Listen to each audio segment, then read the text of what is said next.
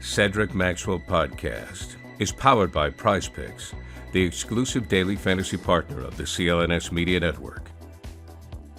Well, the celebration continues here on the Cedric Maxwell Podcast. I am Josue Pavon. He is, of course, Cedric Maxwell. The Boston Celtics are your NBA champions after beating, man, what an NBA final. After beating the Dallas Mavericks in Game 5, man, it turned into a party in that fourth quarter, Max. I know Joe Mazzulla didn't pull his starters until like the 2-minute mark or whatever the case may be, but you could feel the vibes. The championship was there, man. It was there for them to celebrate.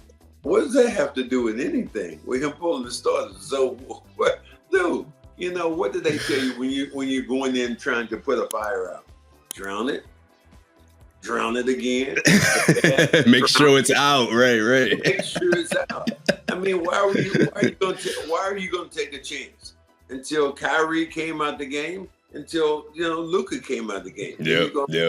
Okay, I think we're done here now. I think our work is done. I just remember looking at the clock, being like, "There's no way they could." There's no way. It's just one of those things where it happened so fast for me, Max. The fourth quarter flew by. Next thing you know, it was the 2-minute mark. You're like, "This thing is done. This thing turned into a party." And the TD guard was rocking, man. What a night!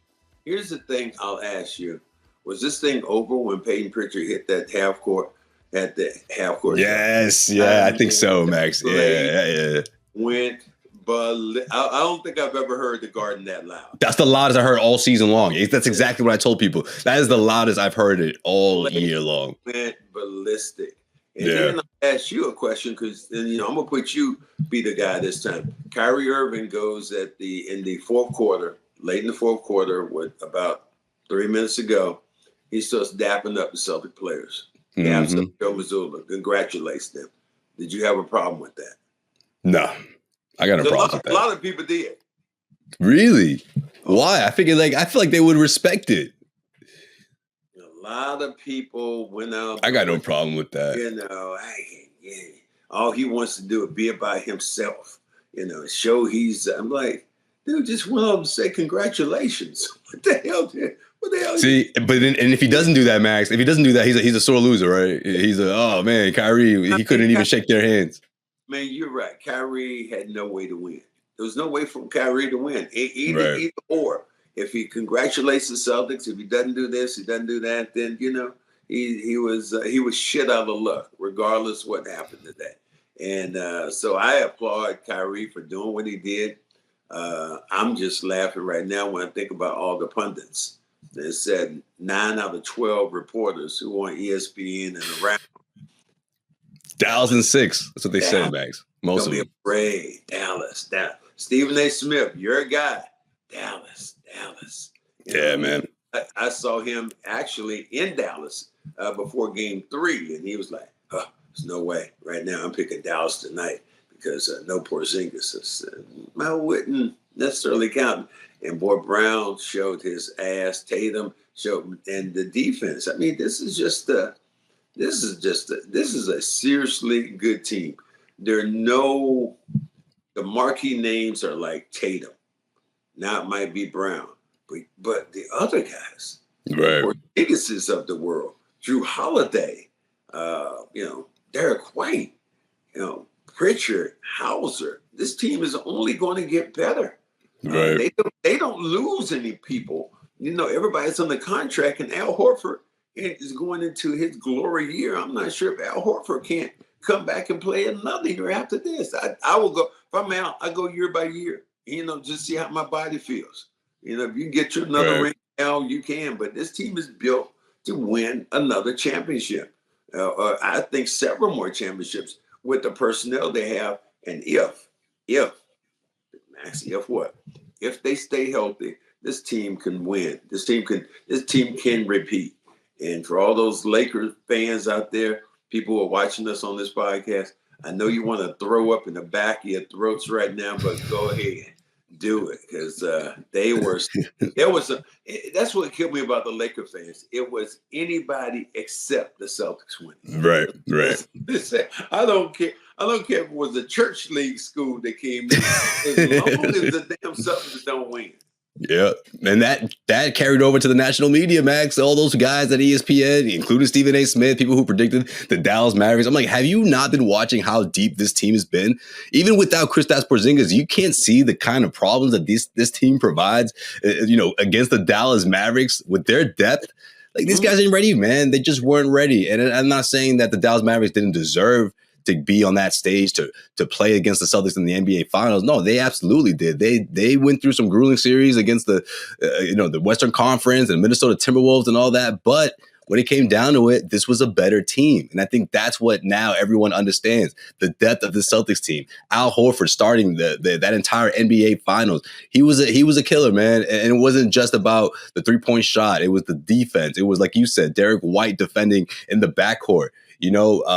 Drew Holiday showing his veteran leadership. It was so many guys that it got to the point where midway through the series, regardless of what Dallas was doing, regardless of how well Luka was playing, offensively, I should say, you were like, how are the Dallas Mavericks going to match this offensive production against the Celtics? And then that's how I felt going into Game 4. That's how I felt going into Game 5. The Dallas Mavericks were able to keep their series going and didn't get swept. But going back to Boston with this crowd, with the 617, with the history and everything, and then again, the depth, I'm like, the Dallas Mavericks are not going to be able to survive that environment. And you knew that. You knew that right at halftime, like you said. Pritchard knocking down that half-court shot. All of a sudden, it's a 21-point game, and the place is rocking, and the Dallas Mavericks are backs against the wall. You just knew there was no way they're going to be able to survive that. No way.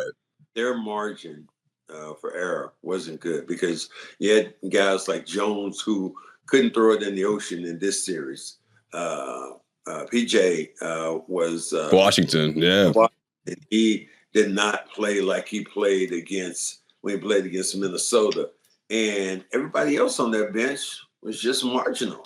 There was nobody to look at. Lively and who was their other center? Never got involved in the game. They weren't that good. They never. And then there were Lively, Powell. You had Exum. Exum had a couple threes or whatever. Exum was probably the best one consistently coming off the bench. And so Gafford was another guy. Oh my God, Gafford's gonna kill you guys. That's the other bit, with the rim run. Well, that didn't happen. That's almost a gimmicky play. You get it a few times, but you don't get against the Celtics because that big Porzingis is in there with his length. And the defensive principles that the Celtics had in this series, that was the key to it. I mean, them haters can hate all they want to, but these guys have won them a championship. I talked to Tatum, I talked to Brown, and I couldn't be happier for guys. That the narrative, really, I thought it was funny. Oh my God, people were wishing that the Celtics lost Game 5. Oh my God, if they lose Game 5, this series goes back to Dallas, and now it's going to be a 7th game. Well, let them play the freaking game first. Oh my God! It never got to that. I just remember again all the guys from that. Haslam, all the people that I know, right? Oh, Haslam was begging for an L, man. He was praying for the Celtics to lose that Game 5, man. He just wanted them to lose that Game 5, to be honest with you. He knew deep down they were going to win the series, but he was like, please don't let them win here. 617 on their day, all that stuff. Like you could just tell. Yeah. Yeah, it was crazy for them to even think that way. What do you say? He said something to you? What do you mean? What are you about to say about that? I went back to the green room. He said, I'm with you. He said, I'm not with you. I said, boss, it doesn't, I'm sure you aren't being, with the Heat. But guess what? The Celtics are coming down and partying in your city after they win the championship. That's right. How do you feel about that? I love it. People are like, why Miami? I was like, why not? What do you mean, why Miami? Have you been to Miami? That's what I was telling people. Because they're like, my friends and people close to me were like hitting me up like, but why are they going to Miami for a few days? Why, the parade's on Friday. I'm like, why not? You got 3 days to kill. Why the F not? Like, what are you saying? Stay here in Boston and do what? Party where? Go to Encore for a couple of days or whatever. Like, the party's going to be lit on Friday for the parade and all that. Like, they'll come right back. Like, I didn't mind them doing that. It's just, I was just I was just feeling like, who okayed that? Who thought that was going to be a good idea? Yeah, whose idea it was too? I want to know. Was it like a group decision or what? I didn't see anything good that could happen by having a bunch of young men who had just won the championship go to Miami, alcohol, women. Right. I'm just happy there's no footage, Max. You know, because if someone caught him on TMZ or whatever, if someone caught him in general, it would have been on TMZ and all that. So the fact that they kept it in-house, they kept it 100 on that one because you could tell, man, they made sure there was no outsiders going to put them on blast, man. I'm sure they had a good time. Whatever they did out there is going to stay between them. I like that. They had an excellent time. And, you know, the next measure of business isn't like, okay, you know that Tatum is going to be signed. He's going to sign an extension. Then after that, you know that Derek White's going to sign an extension. So your top 7, 8 players are in play, are going to be with you. Now, are you going to get somebody who wants to come over and win the championship? That's what's going to be. That's what happens. Yeah. Who wants to come over and what veteran player, you know, wants to come over and, you know, win the championship? You know, Blake Griffin he's not playing anymore, but you know, guys like something like that. I know what you mean. Yeah, something like that. Like that coming to Boston who feel like they can come in, they can make a small contribution, but be there with these young horses, man. I mean, these are young horses that are saying, look, you want to get on with me? Get on board. You know, I'm going to take you. I'm going to get a ring. I mean, I still can remember me talking to Tatum after they won and got ready to go to the finals. And he peered in on me and said, yo, man, I'm going to win you a ring. And I remember saying to him, dude, win one for yourself. I already got 2. I already got 2. That's right. Don't worry about That's right. But I think now he got one coming his way, man. Good for Tatum, man. So proud of these guys. But they're in a position right now, which I love. I absolutely love this position they're in of understanding who they're going to be, what they can do, being able to be aggressive. The pressure bubble is now burst for Tatum, for Brown, and Michael Felger, your guy here, who was a big radio personality or whatever he might be talking about. That's what he is. He always wants to be controversial with this thing. Well, who was the best player in the series for the Celtics? Was Tatum better than Brown or Brown better? I said, it doesn't matter. I think Brown won it. I think that was a fair jest that he won, that he was able to get that. But yeah, I agree with that. Then he went on to say, well, you know, there's still meat on the bones for the Celtics. And said he talked about Jason Tatum possibly winning the MVP in the finals and Brown being a all-star. Then he comes back. His next question after that is, so what did the Celtics, what do they have to prove? I said, that's exactly it.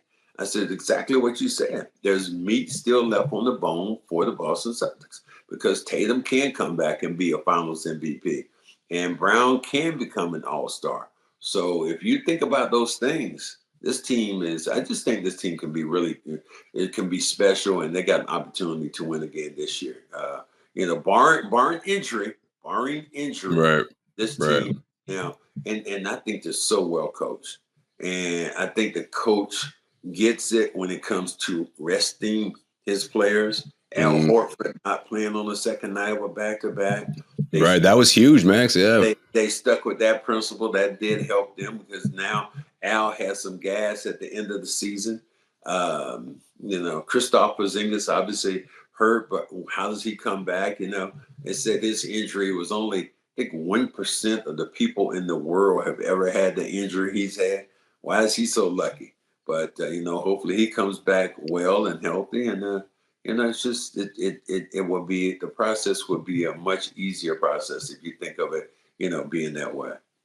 This episode of the Cedric Maxwell Podcast is brought to you by PrizePicks. PrizePicks is America's #1 daily fantasy sports app with over 5 million active members. PrizePicks is the easiest and most exciting way to play daily fantasy sports. Unlike other apps on PrizePicks, it's just you against the numbers. All you do is pick more or less on 2 to 6 player stat projections, and watch the winnings roll in. Get in on the daily action with your friends and become part of the Prize Picks community today.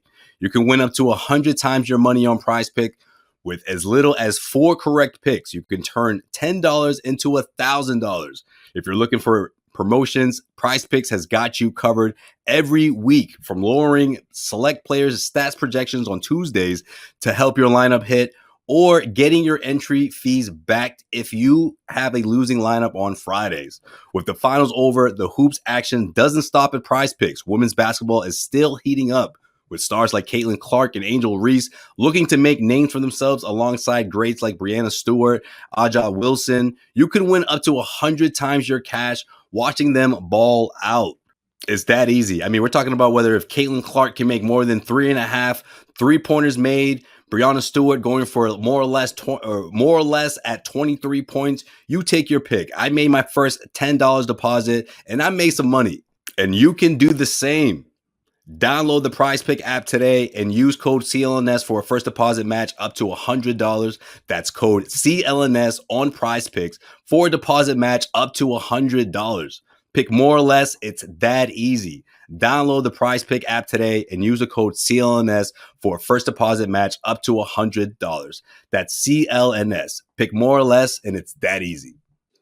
100%, Max. And you look at the timeline, you look at the moves that Brad Stevens made last summer, it all made sense. I mean, we knew that going into the season, but to see it now as the champions of the NBA, when you look ahead to what the payroll looks like and everyone's salaries and everyone's contracts, and you're like, man, this thing, they could win 2 more. You know, like the window is there for them. Like all these guys, the majority of them, the guys you just mentioned, are entering their primes or just started their prime years, in their 20s still. Kristaps, I know it's close to 30, but he's got plenty left. If of course when he's able to respond, you know, from the injury, when he's able to bounce back. But yeah, I'm not too worried about it. Kristaps is 28, Josue. I know he don't look to be 28, but he's 28. Right. The Browns are just going to cross. Brown and Tatum are just, crossing that 25 barrier. Only guy you have right now is Drew Holiday, and Drew Holiday stays in tremendous shape. Had a great season. Derek White is the odd man that you have to sign. And you have to. That's a must this summer if you can. Yeah, they're not going to let him. He has 1 more year on his contract. They're going to make sure they get him an extension and bump his salary up. So this team is collectively as a unit. And, the one I want him to go out and extend his contract would be Joe Mazzulla. Let's give Joe some of that loot, man. Let's give Joe his flowers, right? Yo, for real. He's earned it, man. Joe Mazzulla has, he would have been close to going to a finals last year, when Tatum hurt his ankle, twisted his ankle against Miami. I think that was freakish, but he coached well enough for them to get there. And this year to come back and win the championship. The man's had 2 years, 2 successful. And I can only see it actually getting better. And as much as he is a odd bird, a crazy kind of, by himself, religious. Yeah, he's an odd duck. He's an odd duck. Yeah. But it's just the same thing when he took the trophy over into the North End.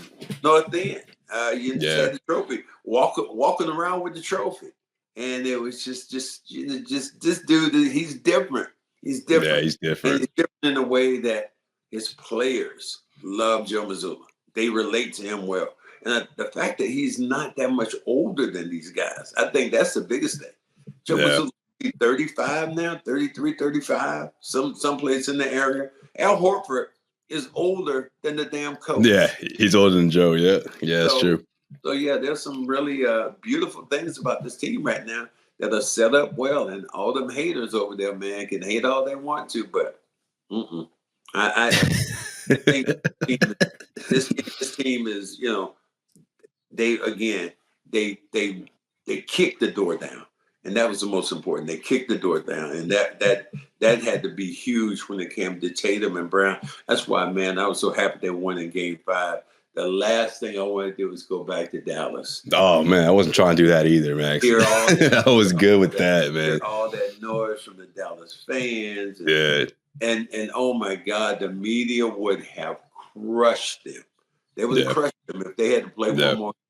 And then the way they won it, there's I think obviously you saw the point where Michael Weirborn was talking and he's doing a live thing back to Oh yeah, that shit was funny. Run behind him. I'm like, you know what I did? I said, you know what I hit him with? How about them damn Celtics? This and the funny thing, just hold on for a second. See if I can grab this. He's like, we live, Max. What we doing? Yeah. We live. I got it. But I love the fact that we had we had this going on the other day because we've had people call in for this. Hold them up, baby. That's it. That's the shirt right there. How about them damn Celtics? We can say what we want to say, but we got to send one to Wilborn. We got to send him one of those shirts. The thing that Michael Felger had one on. That was great. I was on that night with Michael Wilborn and Michael Holly, and he had to put one on, but Felger was so adamant, man. Just and people say they were lucky and that this person didn't get injured. The Celtics played who was in front of them. Right. How much do they talk about Kristaps being hurt? Everybody just forgets about Kristaps was one of your best players this year. He goes down with injury, and you essentially win it almost without him. Man, I can't say enough about Al Horford. I'm so happy he's a champion, man. 38 years old. Al Horford just anchored that defense, anchored the culture. If you ask guys like Jaylen and Jason Tatum, man, it was just a special moment. But I can't say enough about Horford, and spelling the rumors about him retiring, man. He's trying to run this thing back. His wife put up a video of him from on the parade route on the duck boat being like, man, we're going for back-to-back here. Let's go. It's on to 2025 now. And I'm so happy that he was starting that entire NBA Finals. Even when Porzingis was back and for Game 1, I said, man, let Al start. Let him get that, honor. And then, of course, to carry it over throughout the entire series. I loved it, man. It was incredible. Even Anna Horford put out a tweet being like, man, this guy doesn't want to stop playing until his body says no, and he hasn't reached that. He's nowhere near that point. He's still one of the best centers and one of the best bigs in the NBA. And David Max, when I think about it, I'm like, he's still top 10. It's incredible. Like, how can you say he's not when you look at the body of work and you look at what he just did throughout this entire postseason? Man, you think one of the biggest plays over the last couple of years we've seen was when he dunked on Giannis. And 2022. That nod he gave him, he said, okay. When he scored it, I'm like, all right, I got you. Absolutely has to be a highlight. I mean, dunked on him, gave him an elbow, and it started just gyrating. I was like, wow, but I was so happy for him with the ability he did. But this Boston Celtics team, they're going to be tough. They're going to be tough to beat.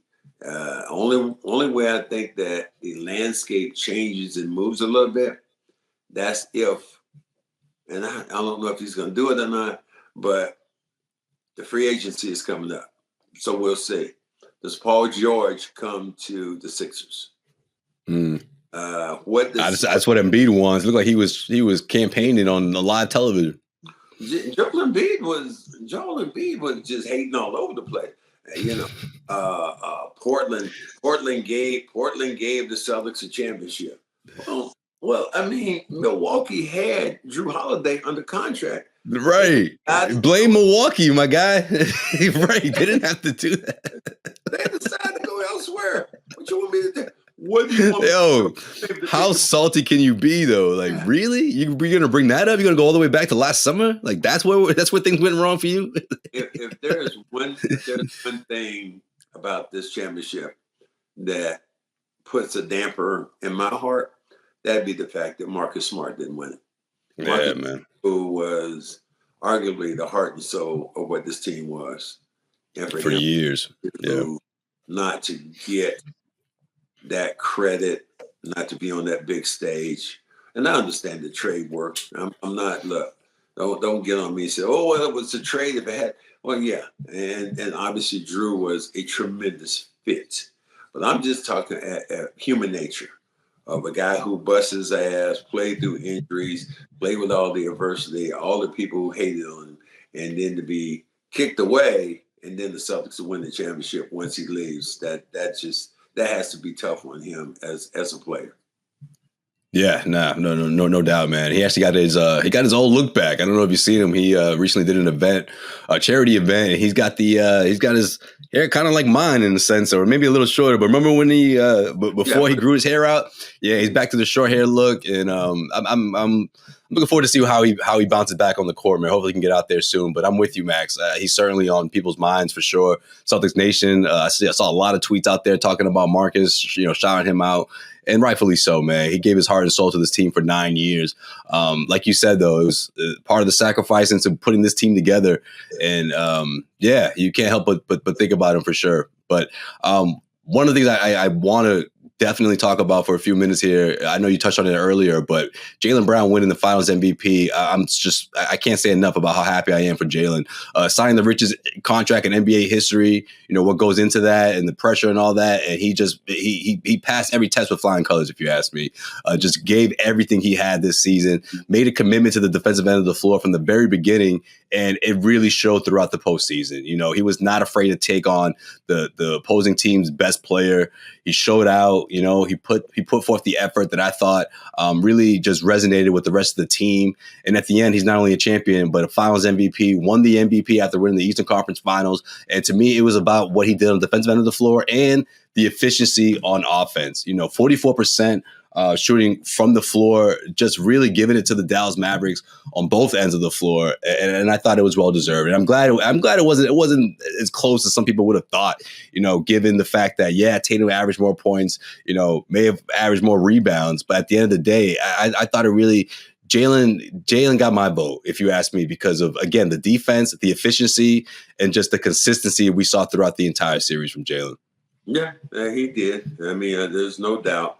I walked up to him at the little ceremony they had the other day before they got in the duck boats, and I said, "Welcome to the club, Finals MVP." Finals MVP club, that's right. And I laughed, and I said, "Man, what was your mom?" I said, "Your mom was crying." He said, "Man, my mom was done."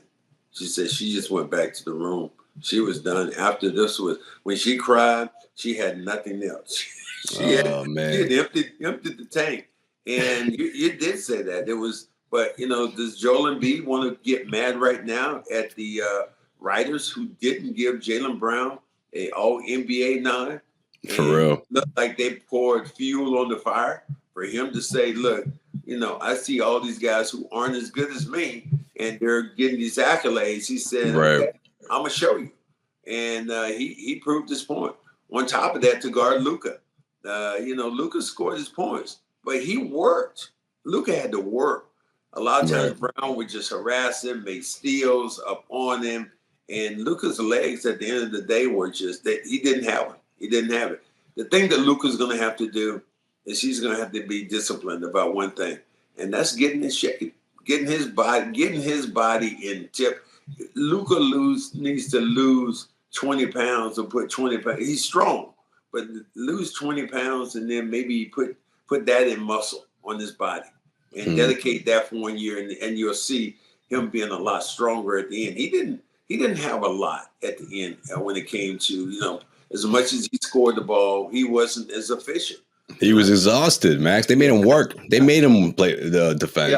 Yeah. I think that's because of Brown. Brown made him work.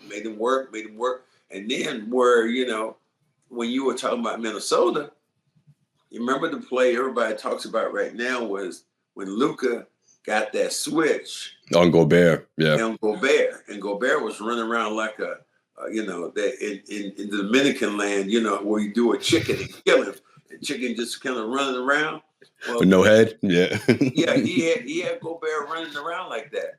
Well, the Celtics, on the other hand, when they made a switch, they set a pick, and then you had Derek White on it. You set a pick, you switch, and then you had Drew Holiday on it. Right. You switched, and you had Tatum. Or even Al. Al got a couple stops in. Yeah. Al had some stops. So the Celtics' defensive scheme was a lot better. I think the biggest narrative that I saw that was in this that was a mistake was by the writers. The writers, and boy, they made Luka and Kyrie the best duo ever to play the game in the backcourt. Mm-hmm. And defensively, maybe the best duo to defend teams in a long time might have been Holiday and White. So you add into that, and I think that Brown actually, and Tatum, because Luka was defensively, Luka was not good. No, he was put on blast. I think that's a big part of this for sure. They said he got blown by 60% of the time. 60%, Josue. That's damn near like a maitre d' saying, "Hey, this way to your table, sir. This way." And it puts pressure on everybody else over there. Yeah. So I don't know. I think for them to get back in the mix, it's gonna be tough. Yeah. Right. I mean, it was hard for them to get there this year. So you can imagine teams are gonna come better equipped this time around. The Denver Nuggets, you got the Minnesota Timberwolves. I mean, there's hurdles out west for sure for the Dallas Mavericks. But when you swing over to the East, though, you don't see those same type of challenges for the Celtics. You really don't. So seeing them back in the NBA Finals next year is a very realistic possibility for sure. But Max, take me through game after Game 5, man, because I saw you, which is a rare sight, I should say, for everyone. Without a blazer, you had the white button up. You were walking away from the locker room like, man, you was done by the time I saw you. But I want to know what you saw throughout that. I want to say maybe an hour after the final buzzer, just a celebration and all that. What was the locker room like, man? I was down the hall for most of it. Well, I went into the locker room and I had my suit on, as you know, normally splendor attire, and I of course, and they're like this. Champagne flying. Yo, man, do you know what my suit costs? This Italian whatever. They try to give you a pair of goggles. You're like, nah, damn the goggles. I need to protect all of this. I don't need that. So I just took my jacket off. And, and my pants and all that stuff got wet. So, but it was just a celebration. They was smoking cigars in there, and they had the beer flowing. Here's the thing I'll ask you for the parade. At the parade, they said they didn't want people who were in the crowd. They didn't want public drinking, right? Right. Isn't that what they said? What? Didn't they say that?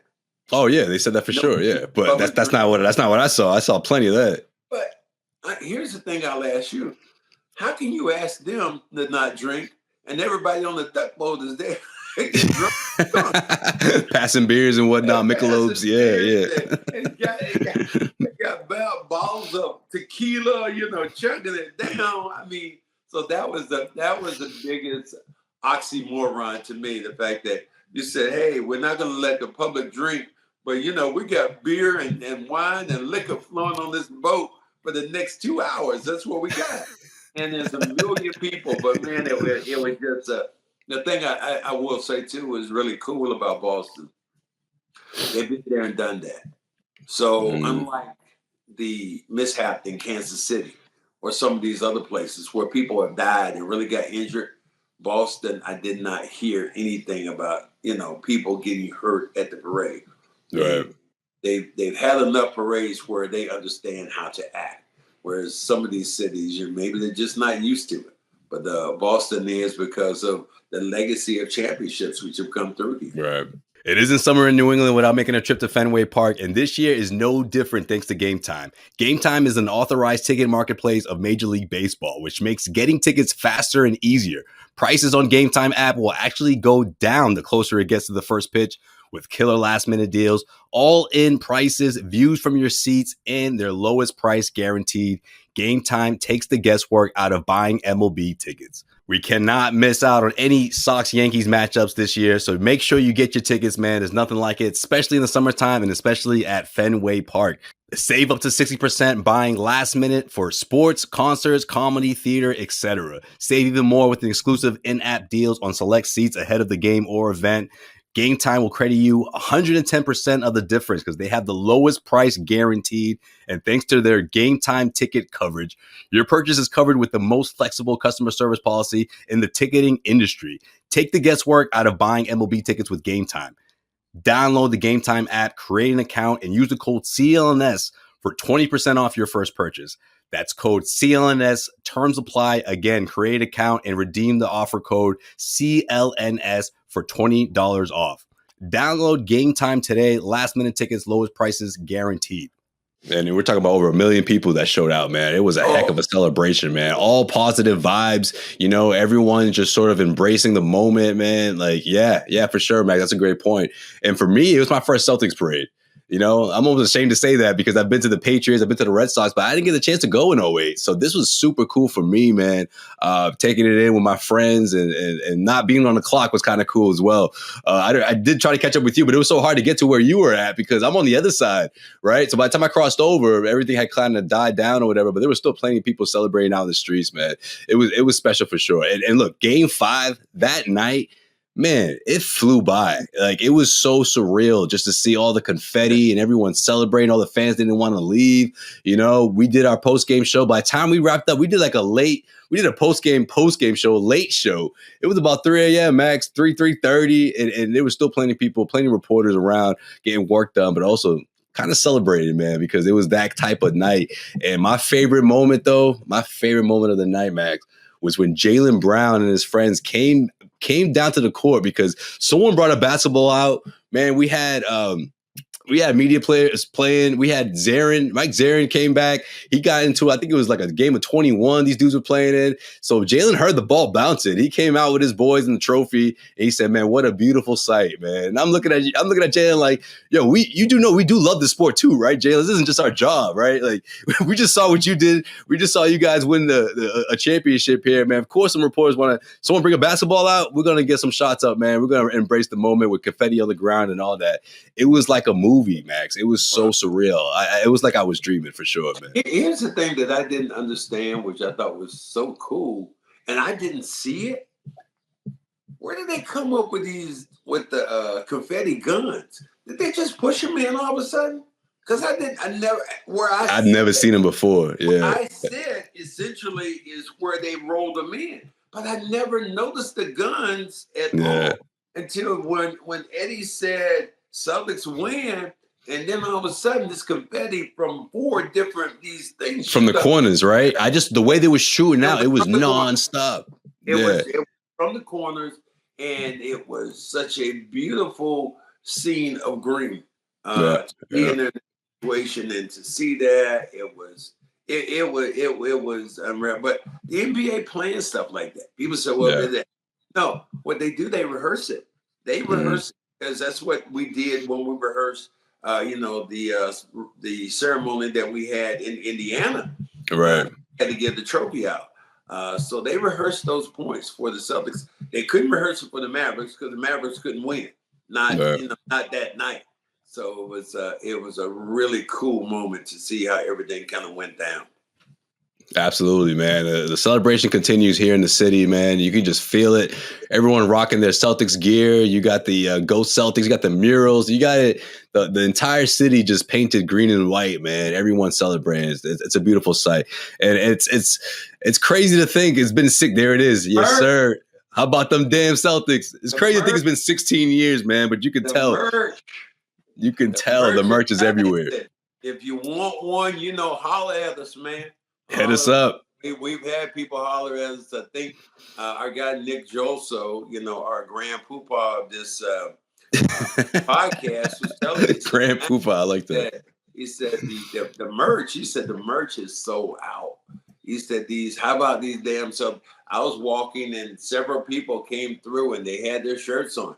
How about them damn Celtics? So it was hot, man. It was really cool to be there, to see the players and be with the fans. The fans are so happy. And the players, I mean, Tatum's reaction at the end wasn't kind of like Kevin Garnett, because Kevin Garnett was told what to say. Anything's possible. Yeah, but he butchered it. Remember, I think Adidas wanted him to say "impossible is nothing," and he said anything's possible. Nothing. Yeah, that was the Adidas slogan. With Adidas, the guy said, "Okay, Kevin, you got it. You got it. You got it. Impossible is nothing." And Kevin Garnett goes, "Anything's possible." and the rep did like this. He went, "Oh God." You know, because his boss is calling him up like, "Yo, you had one job, man. You had one job. You had to make sure KG killed this line." Yeah. But that line lived in that's in Celtics history, man, for sure. See Tatum though. Tatum was just so generic. The way he said it was like, we did it. We did it. We did it. It was just like, and that's it just hit him. Yeah. That's the only thing that seemed like just came out of his mouth. We did it. We did it. And the coolest moment of the night to me would have been when Jaylen got the MVP, but the first person he acknowledged was Tatum. It was Tatum. Yep. That I couldn't do this without my partner in crime. Love it. And to me, that was like the biggest moment. I got a chance to talk to Miss Horford, Al's wife. And I said, and I saw that Al didn't go down to Miami. I said, did you veto that? She said, "You don't need Miami, man. You're good with that. And you good." Al got 5 kids at home. The last thing he need to do is go talk about being him. Matter of fact, Al was at he was doing an appearance. Yeah, he did. Cane's Chicken. Yeah, the word was good spot, by the way. Good spot. Raising Cane's is right in Copley. Yeah. He did an appearance there. So I mean, it was this day is good. For them to win it is so cool. Now the next thing that happens is, the question starts already. Can you win again? And for me, the summertime starts to wind down for me once I get to July the 4th. Dude, July the 4th is right around the corner. I haven't even been home. I haven't been to the show yet. Yeah, man, it's coming up. This is the key, though. How is Tatum going to react this year? Because he's on the Olympic team. When does he have a chance to rest? His girlfriend is about to have a baby. He is going to be pulled that, tucked that, everything right now. How does he exhale? Chance to do that without everybody with Data Boy and all that, LeBron. Right. And before you know it, he's gonna sign that. He's gonna sign for that new bag he got. New bag, and then you're gonna be right back in the middle of the season. So it's training gonna camp. be that narrative, and then what I hear is the Celtics are possibly going to Dubai. So if they go to Dubai, for it was a preseason game. Yeah, that's right. Yeah. There, so man, your schedule is already full, and he loves making appearances and doing commercials and all that stuff. How will he manage all this summer? How will he manage this stuff? Yeah. Superstar status, man, for sure. But he's got a championship ring coming. He's got the status as a Celtics champ, and plenty of opportunities for to add to that, man, for sure. But yeah, man, it's a good point. I just love the way he's matured as a player. His approach has shown that.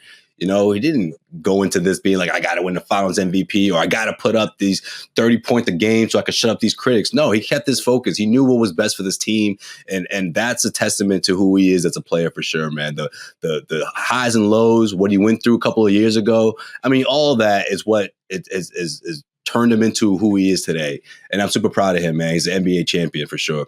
I can remember the seat when they lost to Miami, of going into the locker room and him having his head buried and his ankle was, in a bucket of a tub of ice.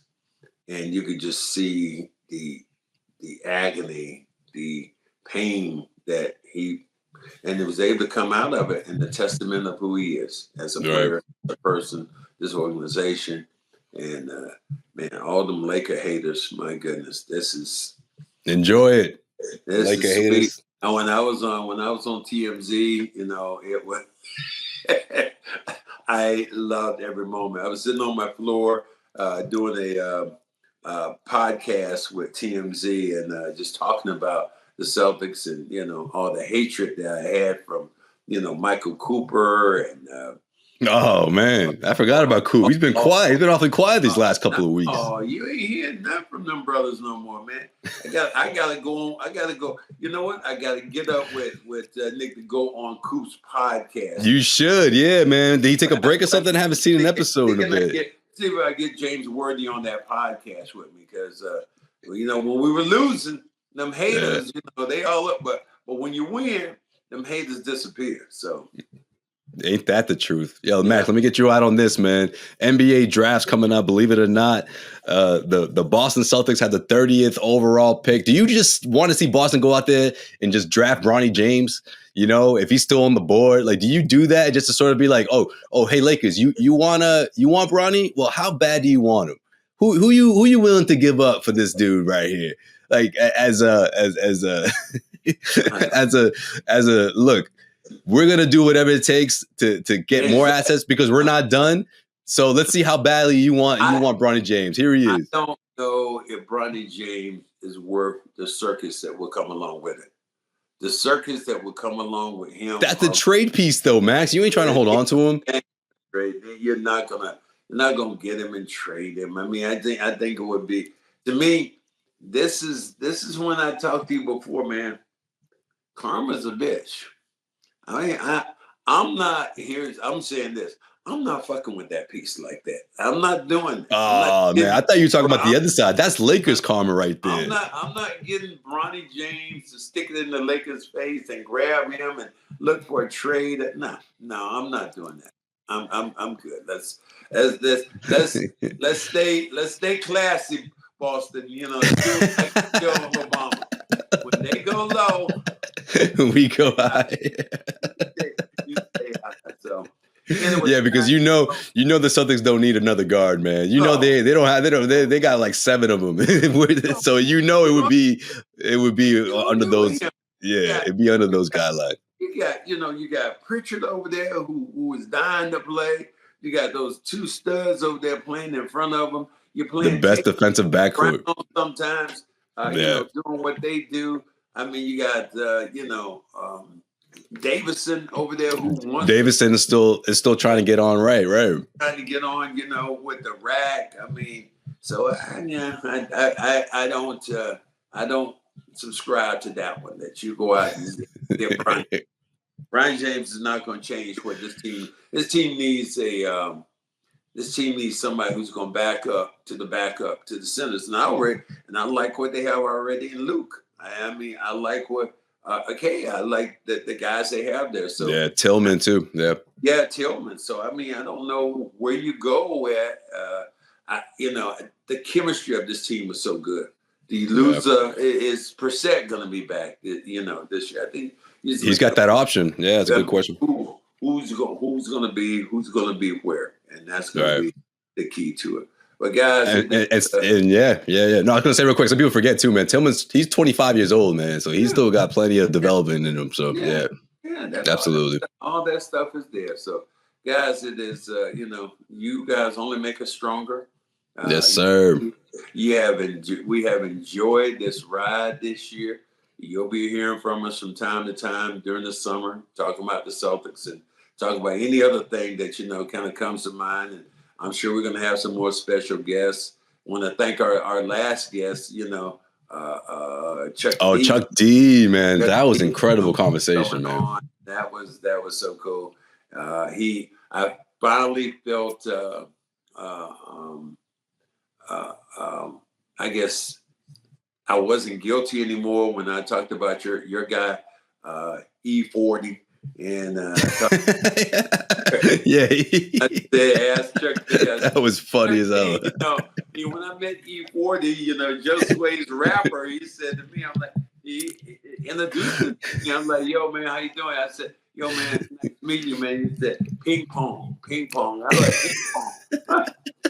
and I asked Chuck D that, and Chuck D said, he has his own language. He make up his own word. And you could tell the way he said it, like that was straight up off experience. That wasn't off of like something he heard. He's like, nah, man, like I've spoken to this dude and I don't even know what he's saying half the damn time. Yeah. Get with us on that one, that podcast. Cause yes, sir. Something about Stevie Wonder, which was amazing. So we were all our mouths just dropped when he said something. Yeah, that was funny, man. So yeah, great stuff, man. Yeah, man. Plenty of guests coming up for sure, man, and of course, plenty of people's reaction to what transpired throughout that NBA Finals for sure, man. All kinds of content this off season, and I can't wait to get into it, man. We're gonna really surprise you with some of these guests we have lined up as well. But like Max just said, man, you guys make us stronger. Appreciate the support. Everyone who's subscribed, if you haven't already, please do so. Rate, review, all that good stuff, man. We'll continue to bring over some more of that great exclusive content like we always do here on the Cedric Maxwell podcast. He's Cedric Maxwell. I am Josue Pavon, and we'll see you guys next week, man.